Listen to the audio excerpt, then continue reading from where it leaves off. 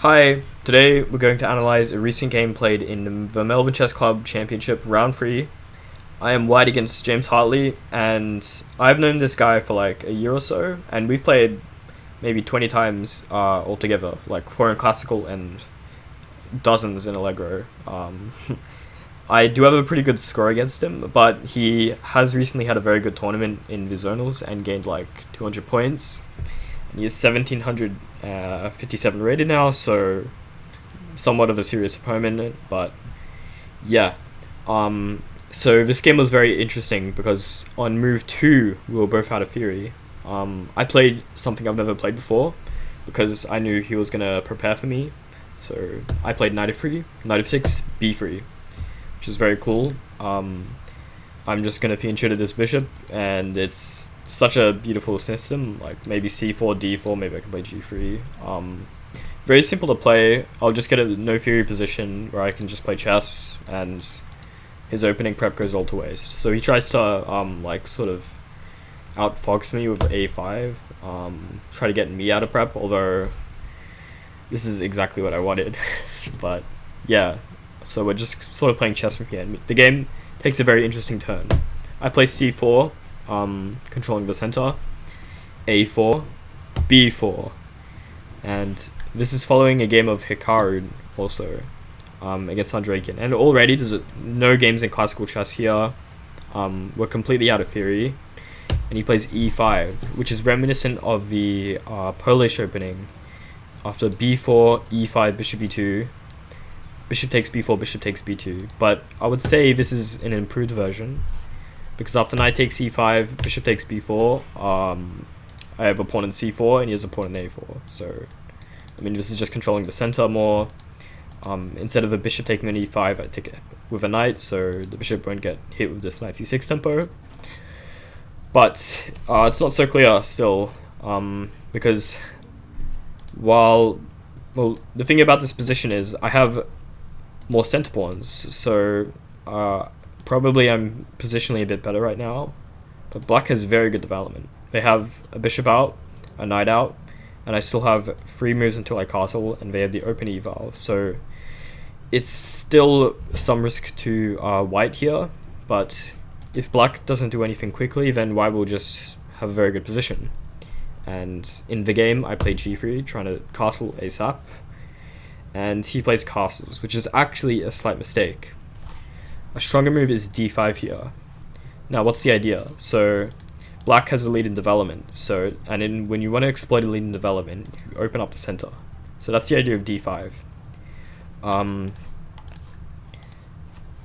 And after d5, he has a threat. So if I play bishop g2, takes, I take with a knight. Queen d4 will win a piece, which is also, like, I've moved my b pawn a bunch, so this diagonal has become weakened, and if I haven't played bishop b2 yet, then there's all sorts of tactics, such as this. And if I take, he could take with the queen, hitting this, I have to play knight f3, and bishop g4, and like, black has a tremendous lead in development with a very open center, and it's extremely risky for white. I could lose very quickly. So d5 is definitely a very strong move. I was like thinking of some knight d3 stuff, or like bishop g2 takes and queen c2, so meet queen d4 here. But yeah, I guess I would think more of the game if he played this, but instead he just played castles, not as critical. I play bishop g2, and I'm 1 move away from castling, and then I'll simply be better with all the central pawns. He plays d6, and again, d5 was the best move here, but d6 is a bit too slow, because I get this tempo on the bishop, knight d3. I mean, knight d3 is also a fine move, but I have a very specific idea in mind with knight d3. So first of all, I get another tempo, so I'm going to castle next move, and I'll be very happy. He plays bishop a5, keeping his bishop, of course. Obviously, I can't take because I lose my queen. But after knight d3, bishop a5, I go knight f4. So I delay castling for 1 more move, and the idea is now I'm controlling this key square. So if he cannot break into the center with d5, thanks to all of these 3 pieces controlling the square, then I will have a space advantage, and he will not be able to open up the center to exploit the lead in development. And I do delay castling for one move, but there's nothing he can do to stop me from casting the next move. So at this point, white is already like slightly better, and it's risky for him if he doesn't play accurately. And he doesn't. He plays knight c6. So problem is it's just a bit misplaced here. So I think it was better on d7, where I could hop over to c5, e5, or maybe probably not b6, but yeah. Or you could play like bishop f5 or something first, and then develop the knight. But yeah, knight f4, knight c6. Also, you do block the c pawn, so probably black was hoping to play c6 to block this bishop, but now he's blocked the c pawn, and now my bishop will reign supreme. And yeah, castles, bishop g4. Interesting move. He's provoking h3, so he can play queen d7 later and try to attack this pawn. So I mean, I play h3 anyway. It's good for me. Bishop f5 and now d3. So I think the power of my central pawns are really showing here, because they restrict these two pieces very well, this bishop and this knight. So if we look from here, this knight has nowhere really to go. Can't go at h5, g4, e4, d5. This bishop is completely blunted by this pawn, and it can't go to g4. It's probably just going to be eaten up by this knight one day, maybe after like e4. So already very hard for black to play, and white is just a bit much better here. He plays queen c8.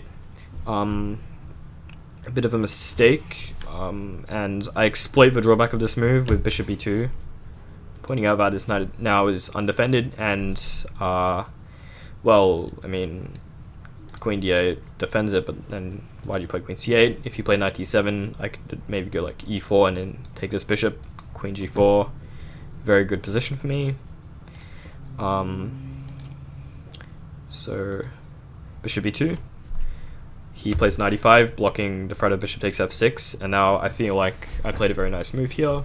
Queen c1. So in this position, black is threatening g5, and when I move the knight, he can take an h3. So queen c1 is actually prophylaxis against g5, but as well as being prophylaxis, it does improve the position of my queen, because now it can jump out to these nice squares f4 or g5, maybe even e3, and combined with this bishop, I could start a very powerful kingside attack. In addition, I could also play c5 now.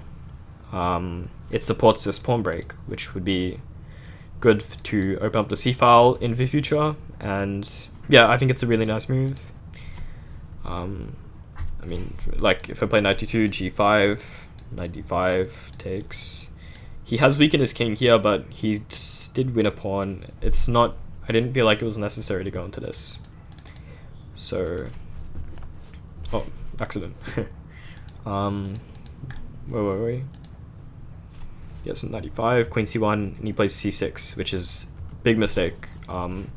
He's just trying to control my pieces, this knight and f4 and bishop g2 by this knight can't help here anymore. This bishop is blocked, but he's weakened this d6 pawn.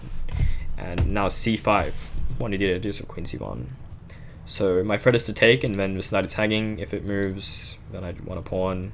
And yeah, my threat is to win a pawn here, and he can't take or push because this knight is hanging. And his next move, which is very natural, actually blunders a piece, which is bishop c7.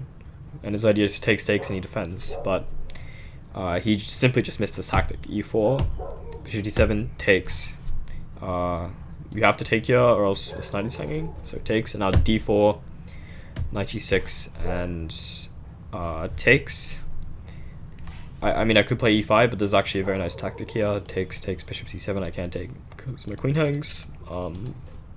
So I have to take here first, takes, and now e5 just wins a piece. And here I am completely winning, but it's still slightly complicated. Like, he wins a pawn here with bishop h3, and I don't know much development right now, but I did manage to convert this position. So takes, rook takes, knight t2 developing, queen g4. So probably it's not actually a threat, but maybe there's some rook f2 takes and queen g3 idea. So queen c4, queen d3 defends g3 in advance, rook a8, and d5, attacking this rook, and now my bishop is just a very strong piece, and